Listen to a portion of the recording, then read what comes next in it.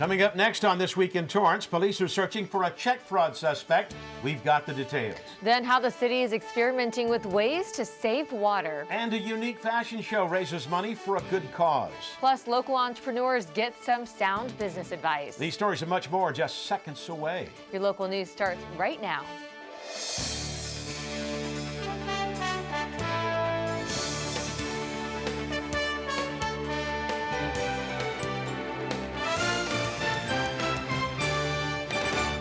Hello, everyone, and welcome to This Week in Torrance. I'm Jin Chun. And I'm Ben McCain. Thanks for joining us. Here are your top stories. The Torrance Police Department released a bulletin about a check fraud suspect, and they're hoping the community will come forward with any information. Sometime on or before Saturday, June 6th, a victim mailed a check at the post office located on PCH and Anza Avenue in Torrance. The suspect in the bulletin photo that you see on the screen changed the name on the check as well as the amount to $1,160, then cashed it on Sunday, June 7th at the Bank of America located at Broadway and Manchester Avenue in Los Angeles. Anyone with information is asked to contact the Torrance Police Department at 310-618-5641. And the results for a recent DUI checkpoint are in. On July 24th, the Torrance Police Department Traffic Division conducted a checkpoint at the 4300 block of Pacific Coast Highway. Now that's near Anza Avenue. A total of 1,343 vehicles were screened during the 7-hour window. 7 DUI suspects were arrested. 19 drivers cited for operating vehicles without a license or while under a suspended license, and 7 citations were issued. According to the National Highway Traffic Safety Administration, checkpoints have proven to lower DUI deaths and injuries. Studies show 90% of California drivers approve of checkpoints. The Torrance Police Department will be conducting another DUI and driver's license checkpoint sometime in August as part of its ongoing commitment to keeping the streets safe. The checkpoint was funded by a grant from the California Office of Traffic Safety. Los Angeles may be back in the running to host the 2024 Summer Olympics.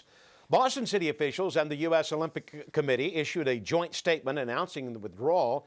The USOC officials said they will immediately begin exploring the possibility of a replacement city, though they haven't spoken with anyone from the office of L.A. Mayor Eric Garcetti. It's been no secret that Los Angeles would be ready and willing to step in at the last minute. Now, if the USOC intends to move forward, it must submit an official bid to the International Olympic Committee by mid-September. Los Angeles's earlier proposal stressed economic efficiency with events held throughout the city, many at existing venues such as the Staples Center, as well as the renovated Pauley Pavilion, the Coliseum, and an NFL stadium, which could come into the mix by 2024. 2 other U.S. cities involved in last winter's domestic bid, San Francisco and Washington, may also want to get back into the running. The IOC is scheduled to select a host for the 2024 games in 2017.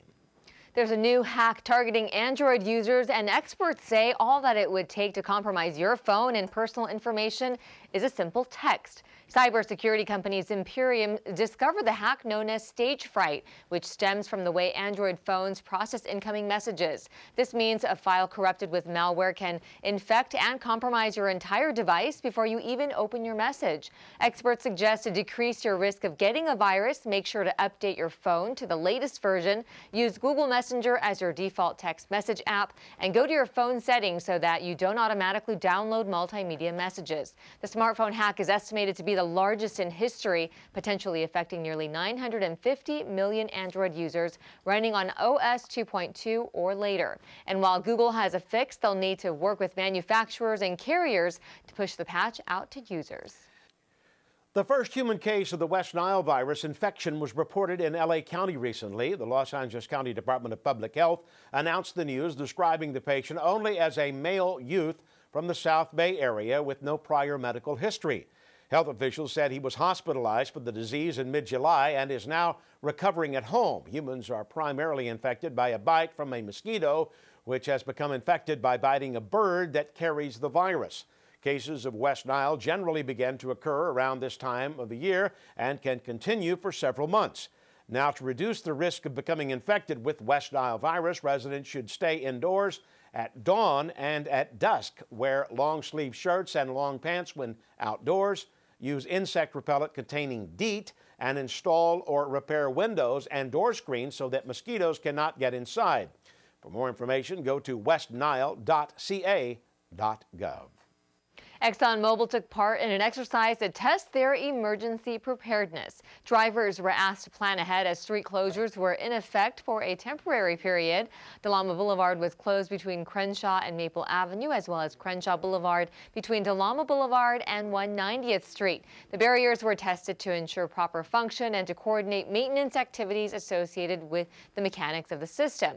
Public safety officers were on site to help redirect traffic during the brief closure. Despite mixed public opinion, the City Council approved a contract with the current ambulance company. The Council approved a one-year contract extension with McCormick Ambulance at the latest City Council meeting. Just last November, the city switched from its hometown ambulance, Gerber Ambulance, to its current company, McCormick, due to performance issues. McCormick provides transportation to hospitals for patients treated by Torrance paramedics. Under the terms of its contract with the city, McCormick is required to respond to 92% of emergency calls within 8 minutes. City officials say McCormick reached or exceeded that target, but had two outstanding issues, including the response time and the CAD, or computer-aided dispatch. McCormick currently stations 2 ambulances within the Torrance city limits. 3 other units dedicated to Torrance are in Redondo Beach and Gardena. The Torrance Fire Department plans to compare response times with other cities. You can catch the full discussion on this week's council meeting online at torranceca.gov or on Time Warner Cable Channel 3, Verizon Fios Channel 31, or over the air on KNET 25.2. Well, still ahead, a local yo-yo champion makes some news. But first, here's a look at your 5-day forecast.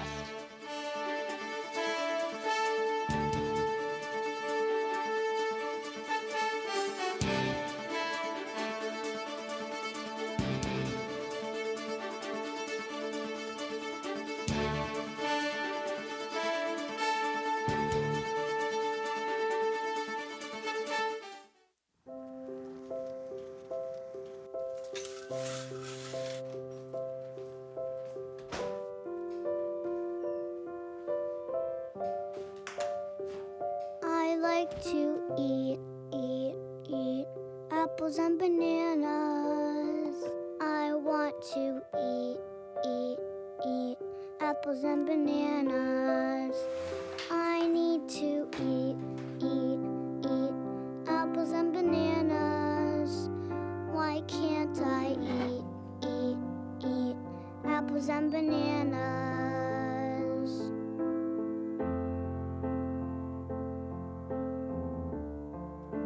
1 in 5 children struggles with hunger in America. Support the Feeding America nationwide network of food banks to help provide meals to those in need. Join us at feedingamerica.org. One young Torrance champion has the world on a string. It's really our pleasure as a council to honor a young man who has truly made a name for himself. Two-time national champion Alex Hattori was recognized at the latest City Council meeting for his two-handed yo-yo performances. He has made appearances on Nickelodeon, Good Day LA, and featured on an educational TV series, as well as right here on CitiCABLE. This young champion already has his own line of yo-yos and trading cards, aside from numerous awards and television appearances. Hattori is well known in his Torrance community for his mentoring and fundraising efforts. This was his 5th year performing at the city's Rock Around the Block summer event, where he taught kids and adults how to use a yo-yo. Hattori is a recent South High graduate who will be attending MIT in the fall. He will be studying aerospace engineering and computer science. In a few weeks, Hattori will compete at the 2015 World Yo-Yo Contest in Tokyo. And we wish him the best. 3 El Camino college students will have an impressive internship to add to their resumes. The students were part of El Camino College's MESA and STEM programs, which focuses on supporting students majoring in math and science. Before heading to UCLA as a mechanical engineering major in the fall, Gabriela Moreno-Lopez is preparing with an internship at Northrop Grumman. Lopez previously received a $7,000 scholarship through the Honors Transfer Council of California.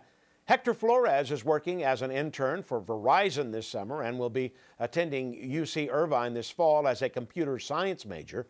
Flores was also a recipient of the $7,000 transfer scholarship. And Mariela Arias is getting experience in the bioelectronics department at the Microelectronic Center of Provence in France. She plans to transfer to a university as a biomedical engineering major in the fall of 2016. At this year's Mesa STEM Award ceremony, about 85 students were recognized for their achievements. This spring, Mesa awarded a total of $150,000 in scholarships to about 33 El Camino college students. The Torrance Area Chamber of Commerce helped host a recent ribbon cutting for a new business opening right here in Torrance. We worked here together. I had seen her work ethic, and I really admire what she did. And I actually asked her to work for me. Her response was, "No, I think you should work for me."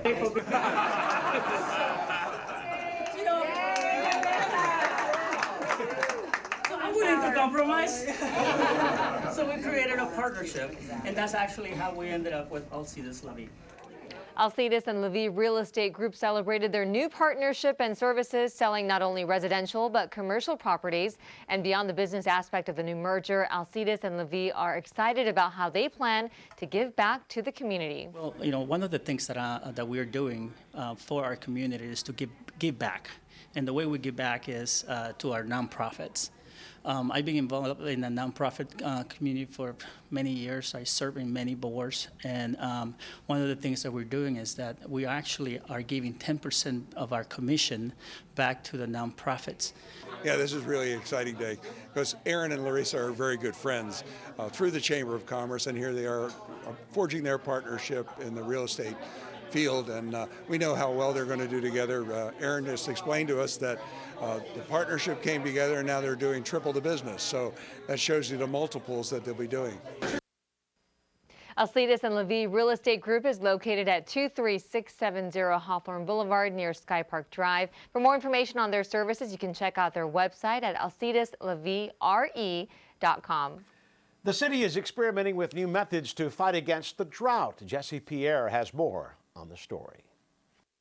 Torrance Park Supervisor Randy Jacobs is trying a new approach to conserving water. Our director, John Jones, asked me to experiment with them. Jacobs is using the city's Civic Center to test 12 trees using these tree watering bags. The water is dispersed evenly around the tree, and actually it helps with the moisture around the tree. The water is not it doesn't evaporate as fast as your regular watering. As you can see with the grass around the tree, the grass is much greener. And to Jacob's surprise, the trees are responding well to the watering bags. The leaves are healthier and the trees are getting their much needed water. Lead maintenance worker Gordon Jeffers is in charge of refilling the bags. Generally on Mondays, we'll we'll fill all of the bags. We have all throughout the Civic Center here. It takes a couple hours to do. And since no two trees are the same, there are some that get a little bit more attention. We try to really take care of our dedication trees. This was dedicated to a city worker. He was a Civic Center lead maintenance worker. Well, back then, senior groundskeeper. His name was Billy Adams. He worked for the city for about 30 years. Jacobs is a certified arborist, and trees are a huge part of his life. We have about 4,700 trees in our parks, and I just love it. He is wishing for one thing for sure. I want rain. That's my hope. Yeah, our trees are suffering. So these tree watering bags really help to keep them hydrated by providing a deep, slow water saturation, getting all the way down to the root system. So then you don't have to water your trees for the next couple of days. So you save time, you save money, and you save your trees. For Torrance CitiCABLE, I'm Jesse Pierre. Thanks, Jesse. You can purchase your own set of watering bags at your local home improvement store. Models take a creative walk down the runway. Reporter Tao Ta takes us to the Fiber Arts Fashion Show. These stylish women are strutting down the runway at the Torrance Cultural Arts Center, and they're making a statement through the art of crocheting. I actually really enjoy the clothes that are being modeled. The work and detail that goes into the crocheted clothes is amazing. I know my grandmother crocheted and my mother crocheted, so I know the work that goes into it, so I'm really proud to be modeling these clothes. Danielle George, along with other models, showed off clothes from local designers for a nonprofit organization called Yes for Arts, an all-volunteer charity that hopes to teach people how to knit, crochet, and sew. Paula Bennett started the organization a few years ago and hopes to reach out to more kids and adults. When I was younger, I learned to crochet and sew in school. And at this moment, they don't have that in schools. So for me, I would just teach people randomly, but now I see to the point where it's really, really a good therapeutic thing. And when I see kids doing it, and instead of playing games on the computer. It's not just crocheting. Anything from handmade jewelry to recycled goods was used for this fashion show. It was designer Louis Fournier's first time designing dresses. It was a challenge, he says, but he did it for a good cause. I have 5 dresses, and again, each dress incorporates recycled electronics, basically, components as part of the actual material that was used, as well as like scrap fabrics. I have everything from a more full-length gown, which utilizes metal keyboard parts and fabrics, to and even some like the screens from like LCD screen parts and stuff like that. Bennett hopes to inspire others to appreciate art. Her short-term goal is to use the funds raised to buy materials to teach people for free, and she's not stopping now. Their long-term goal is to make this charity mobile. That means traveling anywhere from schools to hospitals to teach children the art of crocheting. At the end of the day, Bennett just wants to create a greater awareness and appreciation for the arts. For Torrance CitiCABLE, this is Tao Tao. Thanks, Tao. Yes for Arts offers free classes to all ages. For more information, visit yesforarts.org. Making Strides Against Breast Cancer held their informational kickoff breakfast to get ready for one of their biggest fundraising events. Jessie Pierre has more on the story. The walk is spectacular. So, you come out, we have all our booths set up, you have our flagship sponsors out there. We start out with a Zumba warm-up, and it's just family and community just supporting each other, and then they walk through the city of Torrance. Chairperson Gina Calderon is very excited about the upcoming walk. Calderon is a stage 4 breast cancer survivor herself, and this organization is very close to her heart. You know how important this is for us, and so with your support, we are here for year 5. And we keep growing, and that's because of all of you. The time, the effort, the fundraising that you do leads us to being here today. UCLA medical oncologist Olga Olevsky, who now has an office in Torrance, was one of the speakers at the kickoff and shared some alarming statistics. Cancer is still a significant public health issue and remains the number 2 leading cause of death in the United States after heart disease. And of course, we know that in women, very important, one of the leading causes is breast cancer.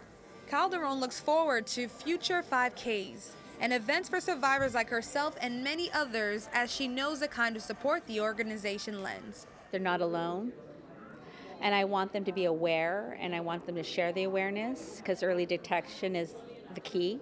Calderon will be at the fundraising walk with her team, the Bombshell Betties, and will continue her fight against breast cancer. For Torrance CitiCABLE, I'm Jessie Pierre.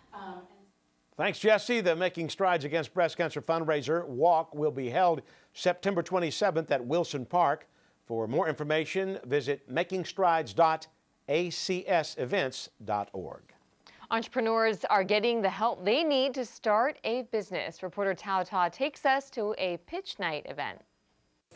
Imagine putting your thoughts and ideas into action. With one piece of equipment that we are looking to purchase, it would initially cut our labor costs by 96%. Lisa McCulloch is one of 3 businesses that will present their ideas at the South Bay Entrepreneurial Center's Pitch Night, a nonprofit organization that tries to give back to new and existing entrepreneurs. The whole idea is for them to be presentable in front of a group of people that are going to be investors, whether they're venture capitalists or angel investors. SBEC volunteers took the time leading up to Pitch Night to get participants ready. which means mastering the presentation. Oftentimes, for new entrepreneurs, the Q&A is the hardest part because you have to think on your feet. Practice makes perfect, and for these rising stars, anything is possible. We are looking for our next big thing, so unfortunately we can't say Zuckerberg went through here, but we hope that someone like that will happen. For Torrance CitiCABLE, this is Tao Tao. Thanks, Tao. At the end of the night, entrepreneurs got the chance to network and hold follow-up meetings to determine if a deal is met. Pitch nights are held once a month. To find out more information, visit thesbec.org. The Torrance Theater Company is kicking off its 16th season with the Broadway musical Hairspray. Jessie Pierre introduces us to the star actress.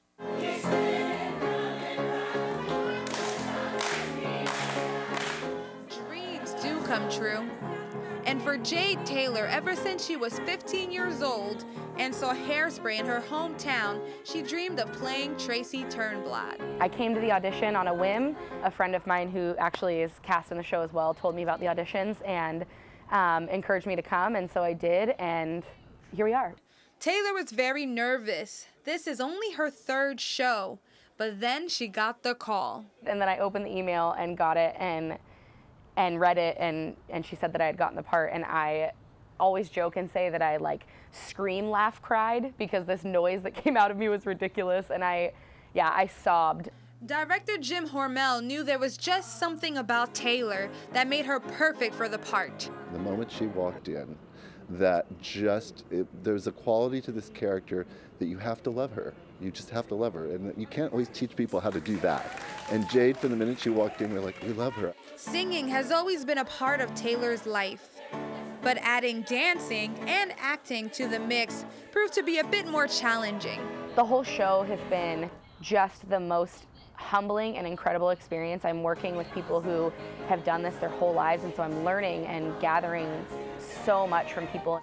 Hairspray is a Broadway hit that's been performed with great music, but there are very important messages to take in as well. The big thing being racism, which in today's society, today is popped its ugly head up big time. Yeah. So I think it's an important show to see, not that it's heavy-handed, but the message is we're all the same. I think this is such an interestingly timely show for where we're at in our country right now. There's a lot of parallels found between what was happening in the 60s and what's happening now. Taylor was worried about following her dreams so late in life. She's juggling being a wife, work, and late night rehearsals, but she wouldn't change a thing. Just do it. Just audition. Just prepare the song and go to the audition, and if you don't get it, it's just not the right spot. It's not the right time, but if it is, you're in for a wild ride. This is Taylor's first lead role, and it's the one she's always wanted. She's looking forward to opening night and many more shows to follow.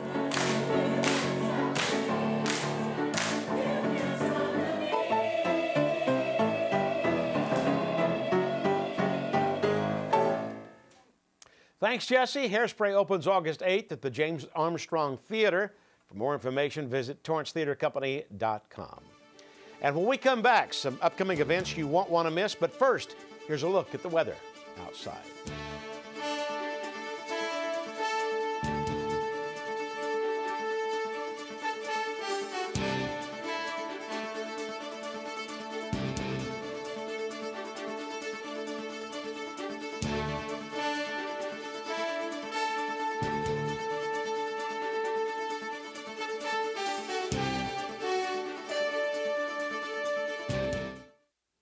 Everywhere that we go, he makes people laugh and makes people smile, and I feel like I have that quality. He's the one who always takes me fishing. I watch golf with him. I watch him cook, because when I grow up, I want to be a cook too. We have the same faces like this. Dad is the one, when you fall, that picks you up. That unconditional sense of presence and reassurance is really what makes him my father. Hey, did you know that 2.4 million loving cats and dogs in shelters and rescues need our help to find a home? Go to theshelterpetproject.org and search your local shelters and rescues. Go for a cuddle with your next best friend. Adopt.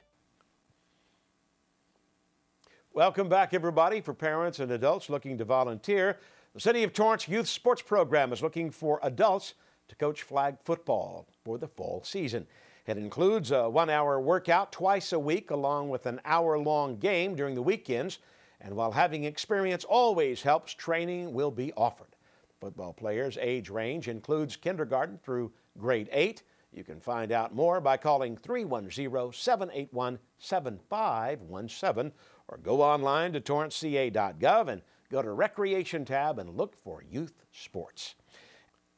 And artists and art enthusiasts, you have 1 week left before the closing of nominations for the city's annual Excellence in Arts Awards. If you know of a local artist, performer, organization, or supporter of the arts that deserves recognition for their work or support of the arts, you have until Thursday, August 6th to submit your application. Categories include arts education, dance, drama, and theater arts, literary arts, music, visual arts, and design, and the Katie Geisert Award. You can fill out the application online or pick one up at the Community Services Department. For more information, you can go to torranceca.gov. And our student delegates in Kashiwa, Japan finished the last week of their trip with more memorable moments. It wouldn't be a trip to Japan without some karate or karaoke. After taking karate lessons at a local high school, the delegates traded in their uniforms for kimonos while they enjoyed karaoke. Then they headed to Tokyo and visited Japan's version of Disneyland at the local theme park before heading back to Los Angeles. Torrance will be hosting Japanese delegates from Kashiwa in the coming weeks. Well, that does it for us on This Week in Torrance. I'm Ben McCain. If you've missed any portion of our show, you can catch us again at 11 a.m. and 6 p.m. And I'm Jin Chun. Thanks so much for joining us. We'll see you next time.